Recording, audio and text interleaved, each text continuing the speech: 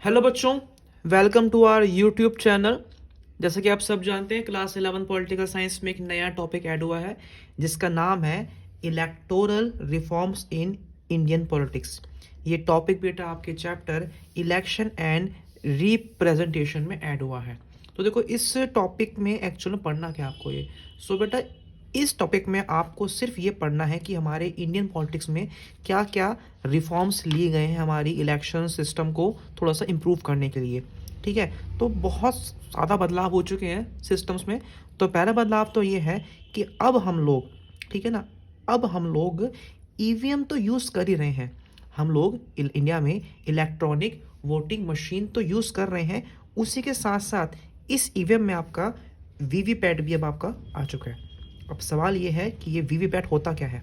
तो मतलब होता ये है कि इसकी फुल फॉर्म पहले जान लो आप, क्योंकि 1 मार्क्स के अंदर आपको पूछ सकते हैं फुल फॉर्म भी। तो फुल फॉर्म क्या है इसकी?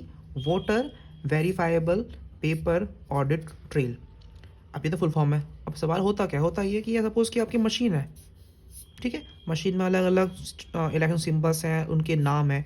तो जैसे ही आपने प्रेस किया, जिस भी कैंडिडेट को आप वोट दे रहे हैं, तो जब आप उसका बटन प्रेस करेंगे तो आपको एक सामने मशीन के उस कैंडिडेट की फ़ोटो, उसका सिंबल भी नज़र आएगा एक अलग मशीन में। तो ये जो है मशीन जिसमें आप दबा रहे हो वोट देने के लिए, ये है आपकी ईवीएम, और ये जो है ये है आपका वीवीपैट। साथ ही साथ में ईवीएम में अगर आपके सामने 10 कैंडिडेट्स हैं एंड आपको लगता है कि 10 के 10 बेकार हैं, किसी काम के नहीं है, कोई डिजर्व नहीं करता वोट आपको, तो 11वां ऑप्शन जो होगा आपका वो कौन सा होगा? वो होता है आपका नोटा, यानी कि नन ऑफ द अबव। तो ये दो नए ऑप्शंस आपको मिलेंगे हमारी कंट्री में अब हमारी इलेक्ट्रॉनिक वोटिंग मशीन्स में।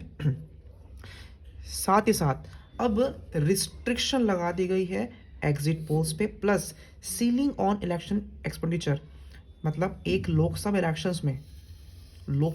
इलेक्शन में एक एमपी 50 to 70 लाख रुपीस कर सकता है खर्च। और अगर हम बात करते हैं एमएल इलेक्शन यानी कि असेंबली इलेक्शंस में, तो इसमें 20 से 28 लाख रुपए कर सकते हैं खर्च इलेक्शंस में, ऐसा बताया जा रहा है। Ceiling on election expenditure. साथ साथ में and the use of electoral bonds in election funding are some of the major reform initiated by the election commission of India. ठीक है, तो यहाँ से देखो, अब आप अगर आपसे पूछते हैं रिफॉर्म्स में, तो आपको ये रिफॉर्म्स में ऐड भी करना है।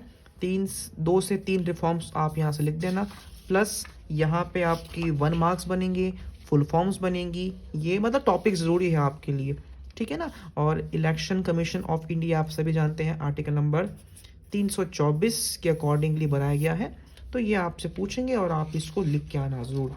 टॉपिक शॉर्ट है लेकिन टॉपिक है इम्पॉर्टेंट, मोस्ट इम्पॉर्टेंट टॉपिक है बच्चों ये, इसको ज़रूर आप पढ़ के जाइएगा। Thank you so much.